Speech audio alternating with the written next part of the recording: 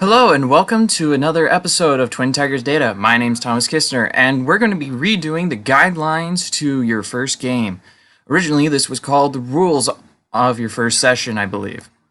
Now, I know I did do this, yes. However, it needed to be redone. Firstly, because I was using 3.5 edition instead of the latest 5th edition stuff, and also this stuff can also be used for more than just D&D like I was talking about. It could also be used for Warhammer per se. I haven't personally played it. I haven't actually played most of the current RPGs that are out there. You can also apply it for Star Wars. I know that for certain.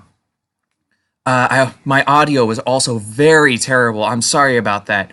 And also, I really wanted to do it in my new style of presentations, like I have been with my previous 10 videos. Now, what the basic of this video is going to be about is what you're supposed to be bringing, what you may want to allow or prohibit, what respect you as a DM, and also what you, if a player is watching this right now, should be giving to your DM. The language requirements for where you're being, and also the type of adventures that you're doing. What to bring? Well, first you should consider when exactly are you going to be having it, and also where is it? Because, for example, if you're having this at your house for a 4-hour period throughout the time of dinner, and it's like 2 hours before you usually have dinner through 2 hours after when you usually have dinner, you can have your players bring, say, a food item and have it be a potluck. Or instead, you can yourself decide, hey, I'm going to cook up a pizza every single game night, and we're going to have that. When will it span over? Is it over dinner time? Is it over lunchtime? So on and so forth. Things like that. Do you expect players to have their books and characters already? Or do you need to possibly provide those yourself? Me personally, I have 2 player's handbooks for Dungeons and Dragons, so that then you know, hey, this is what, so then, hey, a player needs this. I don't have to constantly ask the same player to, hey, I need that back now. Can I please have it? Instead of doing that, you can just say, here, you borrow this book, and I'll use this book for the games.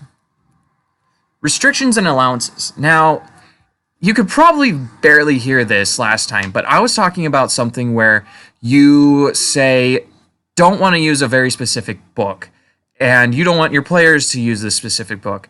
And your player, however, you don't tell your players. Your players decide, hey, I'm going to use this book. And then you just start yelling at your players because they decided to use this book and bring it to the game. Now you have to go through all over again after you're done yelling at them to rebuild the character. Ways you can do this is by considering what books there are. For example, and I'm going to use visual aids here to help you see, there are exactly 3 books currently. Well, actually, there are more than that. However, I'm going to show you 2 of the books that are currently released. One of them is a very old book, which would be the Sword Coast Adventurer's Guide. This is an older book that they released back when D&D 5th edition was just starting out. This book specifically was released in 2015. So back when 5th edition was just starting out. However, the other book I'll be showing, Mordenkainen's Tome of Foes, which is a completely different book with completely different information than Sword Coast Adventurer's Guide, and this one was actually released, I believe, and I'm probably right, yep, it was released 2018. Now, these books have a 3-year different span between them. However, in one book, it provides a series of monsters that you can play as, which is specifically Mordenkainen's Tome of Foes. Now, this book specifically, you might not want to use because there's a specific series of races in there known as Aquatic Elves or Eladrin, which are kind of like season elves, let's say. And literally, these are Summer Elf, Winter Elf, Autumn Elf and Spring Elf. Or you might not want them to use the Githyanki or Githzerai, as they're called, which are a series of races that were under the control of the Mind Flayers until they disputed and retaliated against their Mind Flayer overlords. And you don't want the players to play as that. Now, there are also inside D&D things called variant rules. Now, Sword Coast Adventures Guide does have a footnote with a series of side races for tieflings that you can play as. These are winged tieflings, feral tieflings, and two or three other ones that are listed inside there. I'm just not searching through right now because I don't want the same thing that happened last time I posted this video, where there was a giant space, where there were giant spaces of time missing. And also, I haven't exactly mastered my current broadcasting material or app to fine-tune this. Now, there's also other variant rules that are inside the player's handbook itself, which is called feats. Now, in 3.5 and also some other editions or some other games, there's such a thing called a feat. No, this is not F-E-E-T, feat. This is a feat called feat, known as spelled F-E-A-T. Now, what these feats would do is they would give you special abilities that allowed you to be just a little bit better than someone else. However, in 5th edition, they made the DM be able to say, no, feats are not allowed at my table. And instead, replaced it with, you get to add 2 to your modifier every certain levels depending on what class you're playing. Another one of these would be your sanity and honor ability scores that is listed inside the Dungeon Master's Guide. And so on and so forth, and you can search through every single book to figure out what you want for your variant rules to be allowed. Now, before I go on to house rules and explain those to you, let me explain why exactly I showed you those 2 books. Now, if you have read these 2 books and have decided, hey, I'm not wanting to go with, say, Mordenkainen's Tome of Foes because I don't want the players to play as a Githyanki or a Githzerai or even an Eladrin, then you need to make certain that your players know that they cannot play with this book. My players specifically, I tell them that they're not allowed to play with the 5th edition version of the Unearthed Arcana book, because all of the information from that book is all experimental. Now, there are a few sites out there, however, that take the experimental info and have revamped it house rule style to make it more worthy of being played and used. Now, finally, on to house rules. Now, my family specifically, we have this rolling style. Now, this rolling style was created back in 2nd edition by my parents because back then, what ended up happening was, unless you had a magical item, there was no way to increase your stats. So what they did was, now hopefully you are able to see the numbers on these dice.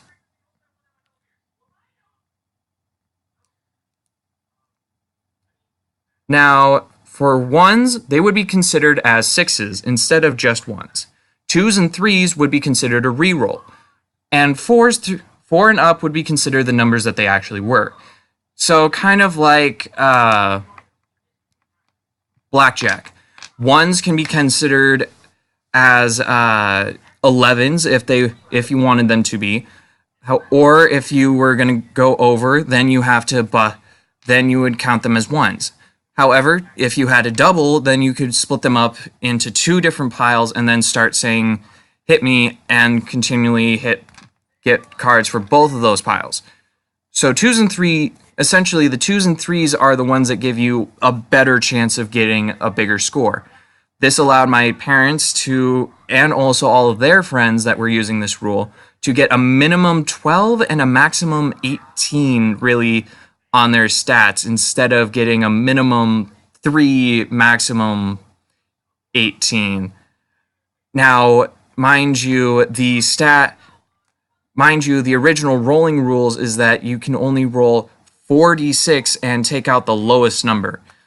So with my parents' rules on this, you could take, if you got 2 1s, a 5, and a 6, you would get an 18. Now there are other house rules out there, like maybe you have a house rule that says that half-elves get half of the stats based on their parent, whatever elven race their parent is. They get half of the abilities, or you use something from 3.5. Now, I know I'm using a lot of D&D related terms. However, this is mostly what I know, so I'm sorry. Now, if you're using something from 3.5 where you take half of the abilities from, say, if you're combining an elf with a Githyanki, then you take half the stats for both of them and then combine them together and divide everything in half. Next up, we're going to consider the language that you should be using. Consider where you are playing and who you are DMing. Now, firstly, think of what your players' character voices are. If they're going to try playing a male, gruff, criminal tiefling, then you might ask them to not entirely speak at all times with their gruff, evil demon voice, and instead have them have them say it one time in that voice, and then from then on use their regular voice. Now, who are you DMing with? Are you DMing around your family? Are you DMing in a public setting? Is this your private home inside your basement where it's just you and your high school friends? Or is your family involved and some of them are under the age of, let's say, 12 is where you want your family to actually start hearing some cussing and real life language that you use? Consider that before you actually start talking in complete swear words. The adventure itself. Consider, when you're building your adventure, you want to consider the following types of things first off. Who are your players playing exactly? Are you dealing with a group of fighters, or are you dealing with an actual balanced group? Or maybe you're just dealing with a bunch of magic casters. You gotta adapt the game based on what the party is. What are their backgrounds and info in the first place? You want to make certain that when your players are building their characters, you know some of the stuff involving their backgrounds, so that then you can actually use something against them that you know will be detrimental, instead of guessing that it'll be detrimental to a character, instead of them and in the end not have them go like this. Meh. That type of deal would be very bad for you.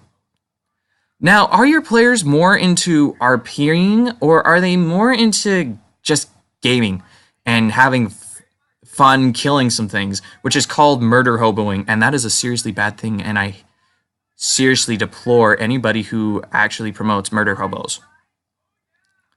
How often have you gamed with this group, and how much have you gamed with them before? Did you game with them once every Friday, say, for about an hour? Throughout your 4 years of high school, or have you been playing with your family once a week for 15 years and have enjoyed the game ever since? based on who exactly the party is and who exactly your family is, you'll figure out who exactly you're partying, what exactly the game should be. Now, what is the adventure? Is it homebrew, which is essentially your own adventure, taking info from the that you have seen from the monster manual and some other adventuring modules that I have mentioned before in some of my other videos, and then combining them all together into one, so that then you can figure out, hey, this is what I want to use? Or are you using some experimental material, which is what exactly and literally was inside the Unearthed Arcana book, and you can choose to use that if you want, or find some other experimental material that you might find on the internet and try that out in a game. Or are you using, and I am going to show you this, the actual adventuring books published and created by WotC, or Wizards of the Coast. Now, they have created so far 8 individual adventuring books, and soon they will be releasing, here in September, 2 more books, which are Waterdeep Dragon Heist and Waterdeep Dungeon of the Mad Mage. Now, you should probably let your players know what exactly your game plans are before they build their characters. So if you plan on, so you should literally tell your players, hey, I plan on having you guys go up against a lich as the final boss. You should probably build some characters that are good at killing undead, so they can maybe build a group of clerics and paladins and rangers if they want. Next up, the respect level. Now, you don't want to be an asshole from the very start of the game, and because there are a series of bad things that can happen between both you as a player and you as a DM. Now, players, there's one thing that you need to remember before you piss off your DM constantly. They have this ability that is known as God Strike. Now, God Striking is literally this ability where they take all of their dice, or an insane amount of a certain die. Like, for example, as it says in the slide, 10,000 D100s, and rolls them all, adds up all the numbers together, and then to either the party, yourself, or the entire area around you per so many square feet, so many squares, that much damage. However, DMs, you need to realize that you need to have some level of courtesy and respect and allowance for your players to be themselves, because players, you are allowed to leave and quit whenever you wish from a game. So if a DM is specifically constantly throwing at you certain things that you don't want, you might want to not play anymore. Finally, second to last slide, because there's always my final slide that I make certain is in all of my videos. Be entertaining. Now, you want to keep it firstly to the player's desires. Do they want to mostly fight? Do they want to mostly adventure? Or do they mostly want to play politician? All 3 of these are major parts of D&D itself. Now, make every character useful for instances. For example, a fighter is nowhere near any good if one of the major things is finding the Majora Incantatem Arcanum, which is a random name that I just came up with for a legendary magical item that has every single spell in it, and whenever you write in a spell, that becomes an actual spell in other spell books. The fighter is not going to be able to use that unless he is something called an Eldritch Knight. Now, however, even then, I believe they don't have the same thing as a wizard, and they're more like a cleric in a sense where they know their spells. However, they don't need a spell book in order to know different spells. Immediately try to figure out how your players play so that then they can enjoy the characters that they're playing. And also, as I said in my previous video, I mentioned some books that were known as other monster manuals or other books involving monsters. Now, these allow you to increase the amount of fun, possibly. However, it's also a detriment because then your players need to remember all these different creatures that were just added into the fight. And two of the books that specifically add in new monsters in general for 5th edition is Mordenkainen's Tome of Foes and Volo's Guide to Monsters. Now, these two books add a whole new spectrum of creatures that were mostly sub-races for most of your main creatures that were already inside the monster manual. However, if you don't want to be playing at home and also you're more mission-oriented of a player already, then you should join your local comic book store or gaming store and figure out when exactly they do a thing known as Adventurers League. However, I will be quitting doing my own Adventurers League group here soon because Adventurers League is starting to stray away from what I believe is the original D&D, which is experience points, and each individual player, it gets a certain magical item. And I will specifically be doing a video on treasures later on and explain why exactly this AL rule is very bad for the game. Now, please remember to like, comment, and subscribe. And hey, if you like my no good, very bad videos and want to share them, go ahead. I'm an open book. Please remember to stay good out there, play safe, and make sure that you don't be an asshole, DMs. Adios.